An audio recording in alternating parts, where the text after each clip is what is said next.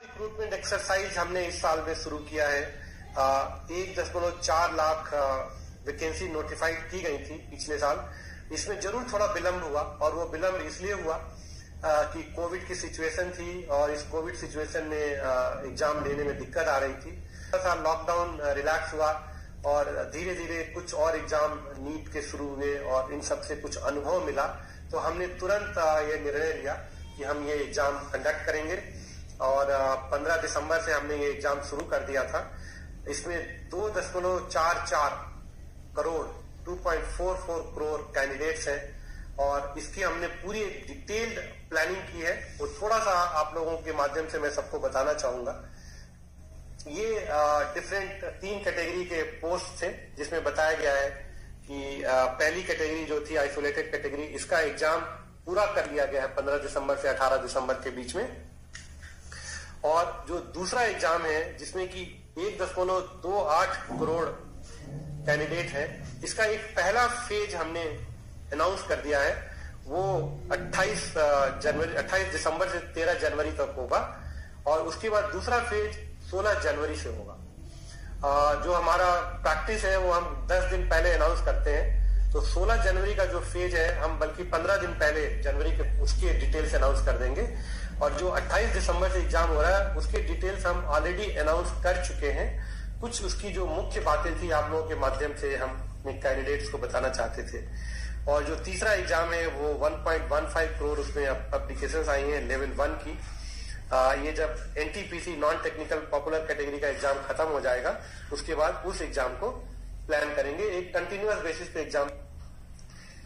इसमें ये डिटेल्स इसमें दी गई हैं। जो पहला फेज 28 दिसंबर से 13 जनवरी तक प्लान किया गया है, ये 12 दिन तक एग्जाम चलेगा, 24 शिफ्ट में है और इसमें करीब 23 लाख कैंडिडेट हैं।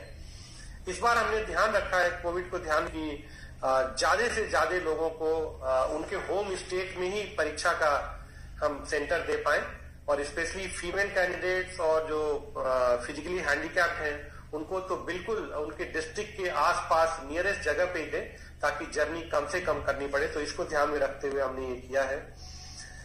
जो कोविड प्रोटोकॉल है उसका पूरा ध्यान रखा जाए, ये हमने व्यवस्था की है। जो आरआरबी की वेबसाइट पे है उस पे सब कुछ हमने ऑनलाइन रखा हुआ है। वो अपना एडमिट कार्ड ई कॉल लेटर डाउनलोड कर सकते हैं। जो ट्रेवल अथॉरिटी है SC/ST कैंडिडेट के लिए वो डाउनलोड कर सकते हैं। तो सब कुछ इलेक्ट्रॉनिक प्लेटफॉर्म पे रखा हुआ है। केवल आपके माध्यम से हम कैंडिडेट्स को ये अनुरोध करना चाहेंगे कि वो ऑफिशियल आरआरबी की वेबसाइट पे ही जाएं और वहीं से सूचना लें।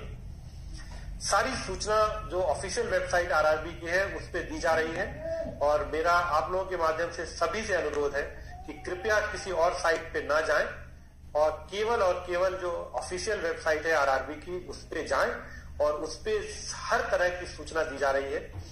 और हमने ये भी इंतजाम किए हैं कि किसी वजह से अगर कोई कैंडिडेट किसी शेड्यूल डेट पे परीक्षा नहीं दे पाता है तो वो हमको बताए और उसके लिए हम दूसरी डेट तय करेंगे, क्योंकि हमें पता है कि कोविड की सिचुएशन है, कभी ट्रेवल में दिक्कत हो सकती है, कुछ हो सकती है, लेकिन वो हमको उनको बताना चाहिए तुरंत।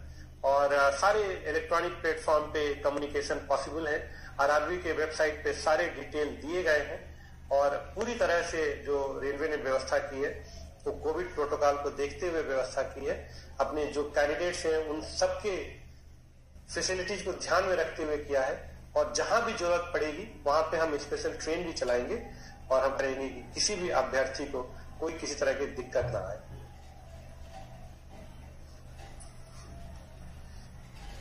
ये कोविड के प्रोटोकॉल्स हैं। सारे कोविड प्रोटोकॉल फॉलो किए जाएंगे। उनके टेम्परेचर चेक होंगे, उनको फेस मास्क लगाना होगा। हमने कोई ऐसी शर्त नहीं रखी है कि आप कोविड टेस्ट रिपोर्ट नेगेटिव कोई लेके आइए। हम बस सेल्फ डिक्लेरेशन चाहते हैं कि आपको कोई सिम्टम नहीं है, आपको कोविड से कोई समस्या नहीं है। आपका जरूर टेम्परेचर चेक किया जाएगा और फेस मास्क आपको लगाना होगा। और सारे सेंटर्स पे हमने व्यवस्था कर रखी है कि कोई क्राउडिंग ना हो, सोशल डिस्टेंसिंग मेंटेन हो। और एक वीडियो लिंक यहाँ पे जो दिया गया है, एक वीडियो दिखाया गया है, कैंडिडेट चाहे तो वो देख सकते हैं कि जब वो एग्जाम देने जाएंगे तो क्या वर्क फ्लो रहेगा, कैसे उनको एग्जाम हॉल में किस तरह से एग्जाम देना है, उसका पूरा एक वीडियो बना के इस पे अपलोड किया गया है, ताकि कैंडिडेट को पहले से पता चल जाए कि जब वो एग्जाम सेंटर पे जाएंगे तो किस तरह की परिस्थिति होगी, क्या उनको सावधानियां बरतनी चाहिए। और हर तरह के वहां इंतजाम किए गए हैं, फ्लोर मार्कर्स लगे हुए हैं एंट्री पॉइंट पे सोशल डिस्टेंसिंग मेंटेन करने के लिए, गन्स हैं जिनसे कि ई कॉल लेटर दूर से ही चेक कर सकते हैं बिना छुए हुए, टेम्परेचर चेक एंट्री पे हो सकता है थर्मोगन से दूर से ही, उनकी फ्रिस्किंग भी होगी, वो सेल्फ यूजिंग HHD डिवाइस से होगी, दूर से ही उनकी फ्रिस्किंग की जाएगी। और उनकी ई कॉल लेटर और ओरिजिनल ID प्रूफ उनको अपने साथ लेके आना चाहिए और सेल्फ डिक्लेरेशन फॉर्म लेके आना चाहिए। ई कॉल लेटर साथ में होना चाहिए, ओरिजिनल ID प्रूफ होना चाहिए और कोविड-19 का एक सेल्फ डिक्लेरेशन फॉर्म उनको लेके आना चाहिए एग्जाम सेंटर पे। उनकी जो रजिस्ट्रेशन हो रही है वो बायोमेट्रिक डिवाइस यूज करके होगा, फोटो उनकी कैप्चर होगी वहां पे वेब कैमरा पे। कैंडिडेट की जो सीट्स है उसको कंप्यूटर बेस्ड टेस्ट शुरू होने से पहले और बाद में सैनिटाइज किया जाएगा। और ये एक जो चित्र दिखाया गया है कि एक एक सीट छोड़ के बिठाया जा रहा है, सोशल डिस्टेंसिंग जहां तक संभव हो उसको फॉलो सबको करना चाहिए, ये बहुत जरूरी है इस कोविड के समय में। और हमने भारतीय रेल ने कर रखी है कि जो भी कैंडिडेट एग्जाम देने आएंगे उनको हर तरह की सुविधा दी जाए, जो कोविड प्रोटोकॉल है उसको फॉलो करें। ऐसे ही उनकी एंट्री और एग्जिट में पूरा इंतजाम किया गया है कि लोग धीरे धीरे निकलें, बिना क्राउडिंग किए हुए निकलें और सोशल डिस्टेंसिंग मेंटेन करते हुए एंट्री करें, एग्जाम के बाद सोशल डिस्टेंसिंग मेंटेन करते हुए एग्जिट करें। तो ये आपके माध्यम से मैं सारे कैंडिडेट से रिक्वेस्ट कर रहा था। बहुत बहुत धन्यवाद। ये प्रेजेंटेशन थोड़ा लंबा था और इसलिए ये एक मुश्किल भरा समय होने के बाद भी इसमें भारतीय रेल की बहुत सारी उपलब्धियां थी।